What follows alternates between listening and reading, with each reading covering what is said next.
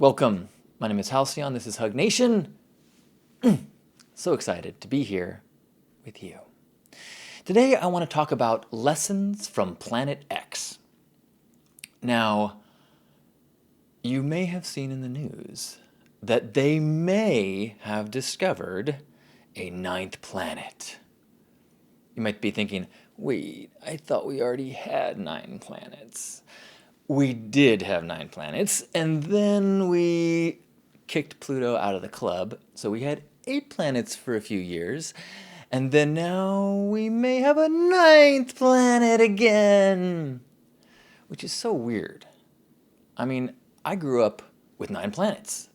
My world was 9 planets. I thought that's actually was a given known thing, kind of like you have 5 fingers, there are 9 planets. It's just reality. It's not a theory, it's not something we're studying, it just is. And I would argue that Pluto was a planet, and I did grow up in a world with 9 planets, regardless of what happens with this discovery. Because the truth that you live with is your reality. If I was growing up 1,000 years ago, I would have lived in a world where the sun rotated around the earth. Even if future science proved that to be wrong, I would have been born, lived my life, and died in a world where that was truth, and everything about the way I interacted with the world would be in alignment with that truth. So, to be clear, this discovery of a 9th planet was not someone looking in a telescope and seeing some orb and going, oh, Eureka! It was, in fact, a collection of data and observations and math equations that didn't quite add up. And in trying to explain what's going on with all this math, did I carry the 1? Yes. Did I round down on accident? Did I miss a decimal place? Maybe there's a piece that's interacting with the other pieces that we have not seen yet, that is impacting it all. Maybe there is a mass that is pulling on things, another planet. Now, we live in a world that is, in front of us, super high def. We have super high def TVs, our vision is super high def, and I think that for me, it became a little too easy to assume that our understanding of everything that we talk about is high def. You know, when I learned about school about the 9 planets, I assumed that it was as real and concrete and as a high def understanding as if I was looking at a blade of grass. But the world and the universe out in the distance or into microscopic gets really fuzzy. And you have to have bigger and bigger and more complicated tools and math and theories to explain things because we just cannot observe.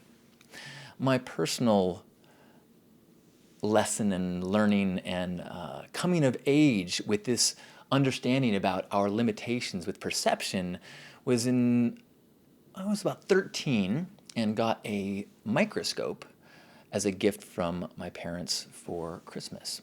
Now, this was about the same time that I discovered masturbation.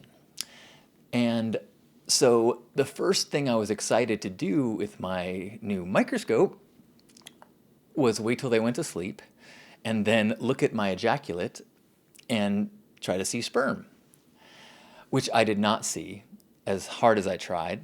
And so I was kind of like, this is a bust. That was my last venture into science. So my apologies for my kind of stunted attempts and my limited ability to explain these scientific things. Please research everything I say having to do with science with third parties and other materials. We grew up with these 9 planets, and then Pluto got kicked out. They discovered that along with Pluto was a ton of other material, that it was actually just one big icy mass among 70,000 icy masses, some of which actually were bigger than Pluto.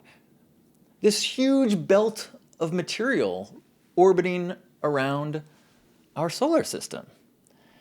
And according to the definition of a planet and having to have enough gravitational pull compared to the things around it, it no longer qualified. So they invented the title of dwarf planet, so we could still kind of let it come to our parties, although it had to wear like a special ribbon saying, "I'm special. I'm not a real planet." The same astronomer that killed Pluto, I think that was the name of his book, is the one who has come up with this theory about this ninth planet, Planet X.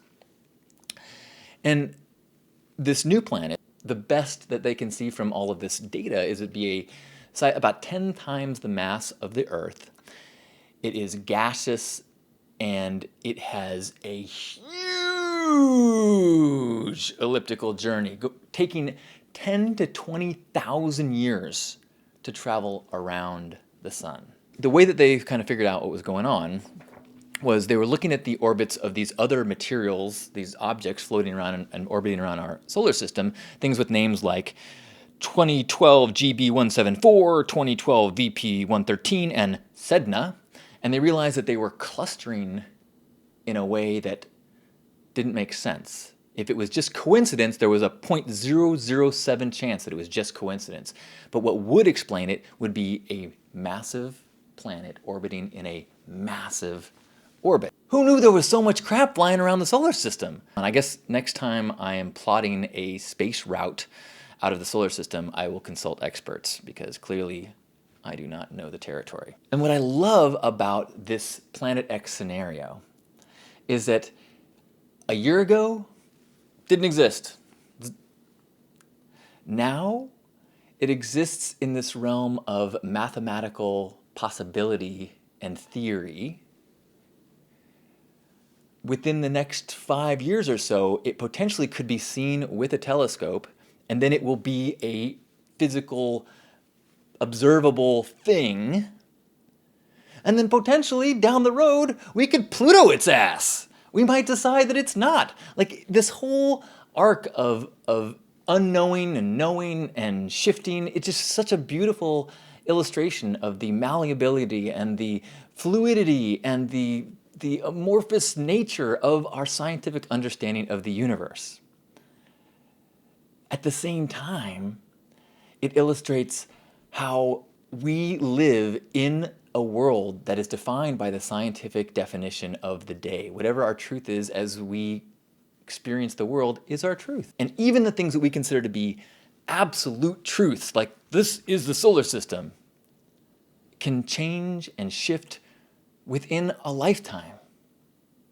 Dramatically so. And I think that the lesson that I pull from this Planet X discovery and uncertainty and the Pluto debacle is you really have to let go of certainty. You really have to acknowledge that we are living in a reality that shifts and is always unknown.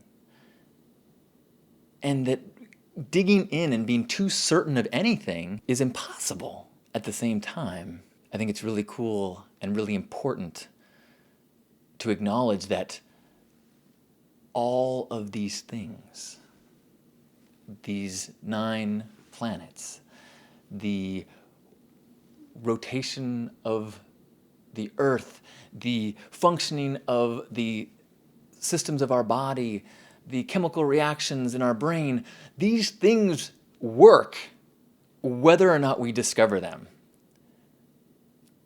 Science is just an attempt to try to get understanding of what is, and that understanding is absolutely limited and constantly shifting. But we don't have to understand everything. It does not require our understanding to function perfectly. Your body will fight off infection whether or not you understand how white blood cells work. You can, through an understanding or a relative understanding based on the current scientific truth, you can adjust your behavior and your diet to try to aid this naturally functioning system. But It does not need your understanding. I find that very relaxing, very freeing. That the functioning of the entire universe, that the function of all in my body, everything that is mission critical for existence is outside my control. The only thing that I get to do is check it all out and go, cool, cool, wonder why that happens. Wonder, oh, that's cool. Oh, wow, oh, cool, whoa, whoa. And that's all that I really get to do. And if I can acknowledge that I don't have to do anything, then I can do anything from a place of deep motivation as opposed to head-mind motivation. And I can become a part of all those cycles. I can become an orbiting entity, not needing to know where my orbit goes, just surrendering to that flow. So thank you, Planet X, whether you are a real thing or not, for the reminder that, whew, boy, it is always changing. Truth is written in pencil. I love you.